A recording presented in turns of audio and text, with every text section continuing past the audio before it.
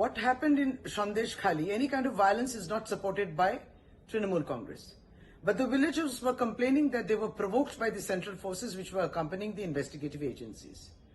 Nishit Pramanik, Honorable Minister of State, from Union Minister of State, has been talking about cooperative federalism, that Bengal lacks in federalism. Now, federalism means that there should be good relations between the center and the state. The center must cooperate with the states. But what we see here, and Nishit Pramanik, you should answer, have we even asked for the Manrega funds which are due to Bengal? Have we even asked the center why they are not giving funds for the housing for the rural poor? You have never raised a voice for this. Is Cooch Behar getting the Manrega funds from where you are elected? And today, Jalpaiguri Circuit Bench rejected your appeal. There is an incident of murder in your area where his name has been implicated. Nishit Pramanik's name is implicated. And he had filed an appeal against this. But that has been rejected. So what does he have to say about all this?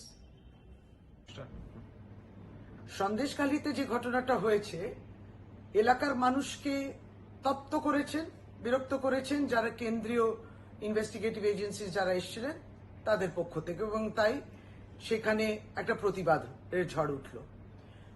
আরেকটি যেটা নিশিত প্রামাণিক, যিনি নিজে একজন সাংসদ এবং কেন্দ্রীয় প্রতিমন্ত্রী, তিনি বলছেন যে বাংলায় সে ফেডারেলিজমের অভাব রয়েছে। আমরা বলছি যে কেন্দ্র এবং রাজ্য যৌথভাবে কাজ করে, উন্নয়নেরই কাজ হোক, মানুষেরই কাজ হোক। সে ফেডারেলিজম তো আমরা দেখতে পাই না, কেন্দ্রের পক্ষ থেকে কোনো সহায়তা সহযোগিতা আমরা দেখি না। তিনি এই কথাটা বললেন কি করে?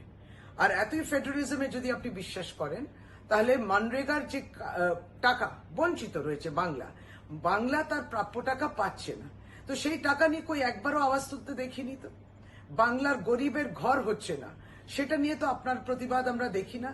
কুচবিহারে মনরেগা ফান্ডস ঢুকেছে কি? কুচবিহারে যে বাংলার গরিবের যারা নথিভুক্ত রয়েছেন তাদের কি বাড়িটা হয়েছে তৈরি? নিশিত প্রামাণিক কি জবাব দেবেন? আর আমরা তো জানি যে আজকে জলপাইগুড়িতে সার্কিট বেঞ্চ হয়েছে, সেখানে আপনার আবেদন খারিজ হয়েছে।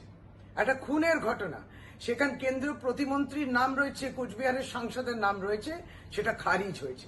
এটা নিয়ে যদি উনি কিছু আলোকপাত করেন।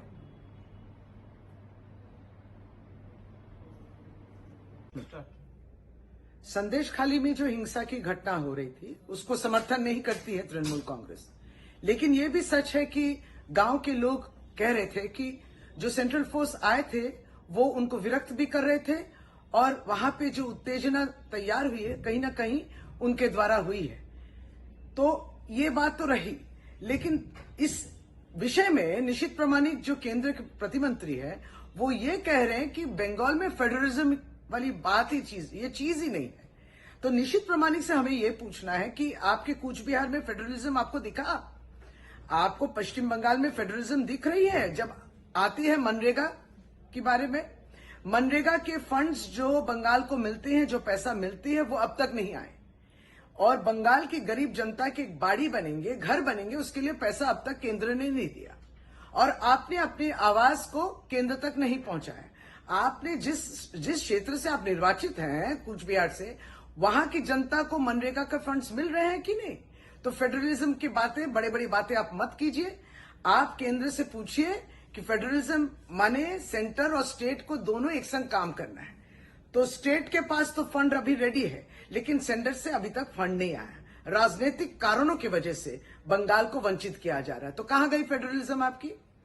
और आज जलपाईगुड़ी सर्किट बेंच में आपके विरुद्ध ही ऑर्डर निकला है, खून की घटना घटी है, नाम है उसमें निशित प्रामाणिक का।